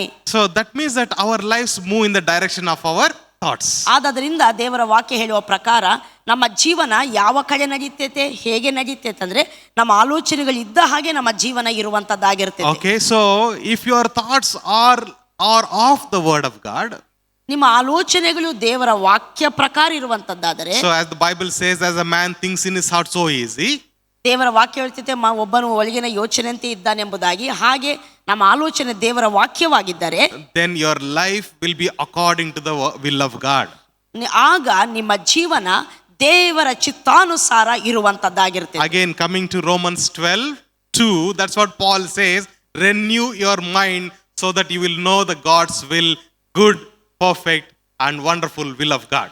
ಅಲ್ಲಿ ಪೌಲನ್ನು ತಿರುಗಿ ನಾವು ಸತ್ಯವೇದ ಭಾಗ ರೋಮ ಪತ್ರಿಕೆ 12 ಬರುವಾಗ ಪೌಲನ್ ಹೇಳ್ತಾನೆ, ನೀವು ನೂತನ ಮನಸ್ಸನ್ನು ಹೊಂದಿಕೊಂಡು ಪರಲೋಕ ಭಾವದೈನರಾಗಿರಿ. ಹಾಗಾದರೆ ನೀವು ಉತ್ತಮವಾದದ್ದು, ದೇವರ ಚಿತ್ತಾನುಸಾರವಾದದ್ದು ಅಂದರೆ ಉತ್ತಮವಾದದ್ದು, ಮೆಚ್ಚುಗೆಯಾದದ್ದು, ದೋಷವಿಲ್ಲದ್ದು ಯಾವುದೆಂಬುದಾಗಿ ವಿವೇಚಿಸಿ ತಿಳಿದುಕೊಳ್ಳುವಿರಿ ಎಂಬುದಾಗಿ. Okay, let's read John 8:32. ನಾವೆಲ್ಲರೂ ಯೋಹಾನನು ಬರೆದಂಥ ಸುವಾರ್ತೆ 8ನೇ ಅಧ್ಯಾಯ 32ನೇ ವಚನವನ್ನು ನಾವು ಓದೋಣ. 31 ಓದೋಣ. ಆಗ ಯೇಸು ತನ್ನನ್ನು ನಂಬಿದ ಯೆಹೂದ್ಯರಿಗೆ, ನೀವು ನನ್ನ ವಾಕ್ಯದಲ್ಲಿ ನೆಲೆಗೊಂಡವರಾದರೆ ನಿಜವಾಗಿ ನನ್ನ ಶಿಷ್ಯರಾಗಿದ್ದು ಸತ್ಯವನ್ನು ತಿಳಿದುಕೊಳ್ಳುವಿರಿ ಮತ್ತು ಸತ್ಯವು ನಿಮ್ಮನ್ನು ಬಿಡುಗಡೆ ಮಾಡುವುದು. Hallelujah. Praise the Lord. See, know the truth and the truth will set you free. ಇಲ್ಲಿ ದೇವರ ಯೇಸುಸ್ವಾಮಿ ಹೇಳ್ತಾರೆ, ನೀವು ಸತ್ಯವನ್ನು ತಿಳಿಯುವಿರಿ ಮತ್ತು ಸತ್ಯವು ನಿಮ್ಮನ್ನು ಬಿಡುಗಡೆ ಮಾಡುವುದು. Again, John 14:6. ತಿರುಗಿ ನಾವು ಯೋಹಾನನ ಸುವಾರ್ತೆ 14ನೇ ಅಧ್ಯಾಯ 6ನೇ ವಚನವನ್ನು ನಾವು ಓದೋಣ. ಯೇಸು ಅವನಿಗೆ, ನಾನೇ ಮಾರ್ಗವು ಸತ್ಯವು ಜೀವವೂ ಆಗಿದ್ದೇನೆ, ನನ್ನ ಮೂಲಕವಾಗಿ ಹೊರತು ಯಾರೂ ತಂದೆಯ ಬಳಿಗೆ ಬರುವುದಿಲ್ಲ. Amen. Praise the Lord. See, Jesus is the truth, the way and the life. ಇಲ್ಲಿ ಯೇಸ್ವಾಮಿ ವಾಕ್ಯ ಹೇಳ್ತೈತೆ, ಯೇಸುವೇ ಸತ್ಯವೂ ಮಾರ್ಗವೂ ಜೀವವೂ ಆಗಿದ್ದಾನೆಂಬುದಾಗಿ. Okay, and his words are the truth. ಆತನ ಮಾತುಗಳು ಸತ್ಯವೂ ಆಗಿದೆ The ಎಂಬುದಾಗಿ. word of God is the truth. ದೇವರ ವಾಕ್ಯವೇ ಸತ್ಯವಾಗಿದೆ. Okay, the truth will set us free. ಆ ಸತ್ಯವು ನಮ್ಮನ್ನು ಬಿಡುಗಡೆ ಮಾಡುವುದು. That is the nature of the word of God. ಆ ಬಿಡುಗಡೆ ಮಾಡುವಂತ ಸ್ವಭಾವ ದೇವರ ವಾಕ್ಯದ್ದಾಗಿದೆ. Okay, praise the Lord. Praise the Lord. See, you don't have to try to understand how can the word of God set you free. ನೋಡಿ, ದೇವರ ವಾಕ್ಯ ಹೇಗೆ ನನ್ನನ್ನು ಬಿಡುಗಡೆ ಮಾಡ್ತೈತೆ ಎಂಬುದಾಗಿ ಅದರ ಬಗ್ಗೆ ಯೋಚನೆ ಮಾಡಬೇಕಾಗಿಲ್ಲ. Okay, but today understand with faith that the word of God has that capacity. ಆದರೆ ನೀವು ಇದನ್ನು ಅರ್ಥ ಮಾಡಿಕೊಳ್ಳಬೇಕು ಮತ್ತು ನಂಬಬೇಕು, ಏನಂದ್ರೆ ದೇವರ ವಾಕ್ಯಕ್ಕೆ ಬಿಡುಗಡೆ ಮಾಡುವ ಶಕ್ತಿ ಇದೆ ಎಂಬುದಾಗಿ. Hallelujah. Hallelujah. Also, according to science, we understand if you keep on meditating the word of God, it will create a new neural network in your mind. ಅಷ್ಟು ಮಾತ್ರವಲ್ಲ, ನಾವು ಅನುಭವದಿಂದ ಇದನ್ನು ತಿಳ್ಕೊಳ್ಬಹುದು. ಯಾವಾಗಾದ್ರೆ ದೇವರ ವಾಕ್ಯವನ್ನೇ ಹಗಲು ರಾತ್ರಿ ನಾವು ಧ್ಯಾನ ಮಾಡ್ತಾ ಬರ್ತೇವೋ, ಅದು ನಮ್ಮ ಮನಸ್ಸಿನಲ್ಲಿ ಹೊಸ ಆಲೋಚನಾ ಪ್ಯಾಟ್ರನ್ ಅನ್ನು, ನ್ಯೂರಲ್ ನೆಟ್ವರ್ಕ್ ಅನ್ನು ನಮ್ಮ ಬ್ರೈನ್ ಅಲ್ಲಿ create ಮಾಡುವಂತದ್ದಾಗಿರ್ತೈತೆ. Okay, praise the Lord. Okay, before we close, one small test for you. ನಾವು ಮುಗಿಸುವುದಕ್ಕಿಂತ ಮುಂಚೆ ಒಂದು ಚಿಕ್ಕ ಪರೀಕ್ಷೆ ನಿಮಗೆ. ನಿಮ್ಮ ಹತ್ರ ಬುಕ್ಸ್ ಪೇಪರ್ಸ್ ಇದೆಯಲ್ಲ? ನಿಮಗೆ ಬುಕ್ಸ್ ಪೇಪರ್ಸ್ ಇದೆಯಲ್ಲ? ಇದರ ನಿಮ್ಮ ಬುಕ್ ಅಲ್ಲಿ ನೀವೇ ಬರೆದಿಟ್ಕೊಳ್ಳಿ. ನಾನು ಕೇಳುವುದಿಲ್ಲ ಎಷ್ಟು ಮಾರ್ಕ್ಸ್ ಹಾಕಿದ್ರೆ ಅಂತ, ಬಟ್ ಇದು ನಿಮಗೋಸ್ಕರ. ಇದು ನಿಮಗೋಸ್ಕರ. ನೀವು ಎಷ್ಟು ಕರೆಕ್ಟ್ ಆನ್ಸರ್ ಬರೆದಿದ್ದೀರಿ ಅದನ್ನು ನಾನು ಕೇಳುವುದಿಲ್ಲ, ನೋಡುವುದಿಲ್ಲ. ಇದು ನಿಮಗೆ ನೀವು ಗೊತ್ತಾಗಬೇಕು. ನಾವು ಹೇಳಿದಾಗೆಲ್ಲ ನೀವು ಬರೀಬೇಕು. ಓಕೆ, ಒನ್ ಮಾರ್ಕ್ ಹಾಕುದಾದ್ರೆ ಇದು ಎಂತ ಹೇಳ್ತಾರೆ, ನೆಗೆಟಿವ್ ಅಂತೇಳಿ. ಓಕೆ, 5 ಮಾರ್ಕ್ಸ್ ಹಾಕುದಾದ್ರೆ ಕಂಪ್ಲೀಟ್ಲಿ ಪಾಸಿಟಿವ್ ಎಂಬುದಾಗಿ. ಓಕೆ, 1 2 3 4 5 ಅದರಲ್ಲಿ ನಿಮ್ಮನ್ನು ನೀವೇ ರೇಟಿಂಗ್ ಮಾಡ್ಕೊಳ್ಳಿ. ನಾವೊಂದು ಸಂಗತಿಯನ್ನು ಹೇಳ್ತೇವೆ, ಅದು ನೆಗೆಟಿವ್ ಅಂದರೆ ಅದು ಇಲ್ಲವೇ ಇಲ್ಲ. 1 ಮಾರ್ಕ್ ಅಂದರೆ ನೆಗೆಟಿವ್ ಆಗಿ ನೀವು ಅದನ್ನು ನೀವೇ ಮಾರ್ಕ್ಗಳು ಹಾಕ್ಕೋಬೇಕು. 5 ಮಾರ್ಕ್ ಅಂದರೆ ಕಂಪ್ಲೀಟ್ ಪಾಸಿಟಿವ್ ಆದಂಥ ಸಂಗತಿ, ಅದನ್ನು ಹಾಗೆ 5 ಮಾರ್ಕ್ ನೀವು ಹಾಕಿಕೊಳ್ಳಬೇಕು. Okay, will read out what is positive and what is negative. You put marks for yourself. ನೀವು ಅದು ಪಾಸಿಟಿವ್ ನೆಗೆಟಿವ್ ಎಂಬುದಾಗಿ ಅದಕ್ಕೆ ನೀವೇ ಮಾರ್ಕ್ಗಳನ್ನು ಹಾಕಬೇಕು. Based on how many times it happens in your life, in your day to day life. ನಿಮ್ಮ ಜೀವನದಲ್ಲಿ ಇದು ಎಷ್ಟು ಸಾರಿ ಸಂಭವಿಸ್ತೈತೆ, ಪ್ರತಿನಿತ್ಯ ಜೀವನದಲ್ಲಿ ಎಷ್ಟು ಸಾರಿ ಇದು ಸಂಭವಿಸ್ತೈತೆ ಎಂಬುದರ ಮೇಲೆ ಡಿಪೆಂಡ್ ಆಗಿ ನೀವು ಮಾರ್ಕ್ಗಳನ್ನು ಹಾಕಬೇಕು. Okay, the first one, worry and peace. ಮೊದಲೇದು ವರಿ, ಚಿಂತೆ ಮತ್ತು ಸಮಾಧಾನ. ಓಕೆ, ಈ ಎರಡನ ನಡುವಿನಲ್ಲಿ, in between these two, what is your rating? ಈ ಎರಡರ ಮಧ್ಯದಲ್ಲಿ ನಿಮ್ಮ ಜೀವಿತದಲ್ಲಿ ನೀವು ಯಾವುದರಲ್ಲಿ ನೀವು ಇರ್ತೀರಿ, ನೀವೇ ರೇಟಿಂಗ್ ಹಾಕಬೇಕು. ಓಕೆ, 1 ಅಂದ್ರೆ ಯು ಆರ್ ಆಲ್ವೇಸ್ ವರಿಡ್. ನೋಡಿ, ನೀವು ಯಾವಾಗಲೂ ಚಿಂತಿತರಾಗಿದ್ರೆ 1 ಹಾಕೊಳ್ಬೇಕು. Okay, 5 means you are completely peaceful, you are never worried. ನೀವು ವರಿನೇ ಮಾಡುವುದಿಲ್ಲ, ಯಾವಾಗಲೂ ಸಮಾಧಾನದಲ್ಲಿ ಇರ್ತೀರಿ ಅಂದ್ರೆ 5 ಹಾಕೊಳ್ಬೇಕು. In between means you know 2 means sometimes I'm peaceful but more I'll worry. ಕೆಲವು ಸಾರಿ ಮಾತ್ರ ಸಮಾಧಾನವಾಗಿರ್ತೇನೆ, ತುಂಬಾ ಟೈಮಲ್ಲಿ ನಾನು ವರಿಯಾಗಿರ್ತೇನೆ ಅಂದ್ರೆ 2. Okay, so 4 means more times I'm very peaceful, only sometimes I'm worried. ನಾನು ಅನೇಕ ಸಾರಿ ಪೀಸ್ಫುಲ್ ಆಗಿರ್ತೇನೆ, ಆದ್ರೆ ಕೆಲವು ಸಾರಿ ಮಾತ್ರ ನಾನು ಚಿಂತೆ ಮಾಡ್ತೇನೆ ಅಂದ್ರೆ 4 ಹಾಕೊಳ್ಬೇಕು. Okay, in between means sometimes I'm very worried, sometimes I'm very peaceful, I don't know. 50-50 ಅಂದ್ರೆ ಕೆಲವೊಮ್ಮೆ ವರಿ ಮಾಡ್ತೇನೆ, ಕೆಲವೊಮ್ಮೆ ಪೀಸ್ಫುಲ್ ಆಗಿರ್ತೇನೆ ಅಂದ್ರೆ 3 ಹಾಕೋಬೇಕು. ಓಕೆ, ಈಗ ವರಿ ಪೀಸ್ ಅಂದ್ರೆ ಚಿಂತೆ ನಂಬರ್ 1 ಅಂತ ಹಾಕೊಳ್ಳಿ. ನೀವು ನಿಮ್ಮ ರೇಟಿಂಗ್ ನೀವು ಹಾಕೊಳ್ಳಿ. ಇದು ನಿಮಗೆ ಮಾತ್ರ, ನಮಗೆ ತೋರಿಸೋದು ಬೇಡ. ಚಿಂತೆ, ಸಮಾಧಾನ, ನೀವು ಯಾವುದ್ರಲ್ಲಿ ಇರ್ತೀರಾ ಮಾರ್ಕ್ ನೀವೇ ಹಾಕೊಳ್ಳಿ. ನೀವು ಮಾರ್ಕ್ಸ್ ಹೇಳೋದಾದ್ರೆ ಹೇಳ್ಬೋದು, ತೊಂದರೆ ಇಲ್ಲ. ಓಕೆ, ಹಾಕೊಂಡ್ರೆ ಎಲ್ಲರೂ ಹಾಕಿದ್ರೆ ನೀವು ವರಿಯಾಗಿರ್ತೀರಾ, ಸಮಾಧಾನವಾಗಿರ್ತೀರಾ. Okay, second. Okay, what excites you, the negative news or the positive news? ನೀವು ಪ್ರತಿನಿತ್ಯ ಕರೆಕ್ಟಾಗಿ ಹಾನೆಸ್ಟ್ ಆಗಿ ನೀವು ಪರೀಕ್ಷೆ ಮಾಡಿಕೊಳ್ಳಿ. ಯಾವ ನ್ಯೂಸು ನಿಮ್ಮನ್ನು ಎಕ್ಸೈಟ್ ಮಾಡ್ತದೆ ಅಂದರೆ ನೆಗೆಟಿವ್ ನ್ಯೂಸಾ ಪಾಸಿಟಿವ್ ನ್ಯೂಸ್? ಕೆಲವ್ರಿಗೆ ನೋಡಿ, ಅಲ್ಲಿ ಸತ್ರ ಇಲ್ಲಿ ಸತ್ರ ಅಂದ ಕೂಡಲೇ ಅದೊಂದು ಎಕ್ಸೈಟ್ ಮಾಡ್ತೈತೆ ಕೆಲವರಿಗೆ ಅಲ್ವಾ. ಅದ್ರ ಬಗ್ಗೆ ಹೇಳ್ತಾ, ಅಯ್ಯೋ ಅಲ್ಲಿ ಸತ್ರಂತೆ, ಹಿಂಗಾಯ್ತಂತೆ, ಅವ್ರು ಸಡನ್ನಾಗಿ ಹಾರ್ಟ್ ಅಟ್ಯಾಕ್ ಬಂತಂತೆ ಅಂತೆ. ಅಂಥ ಜನವ ನೀವು, ಅಥವಾ ಪಾಸಿಟಿವ್ ಸಂಗತಿಗಳಿಗೆ ನೀವು ಎಕ್ಸೈಟ್ ಆಗ್ತೀರಾ?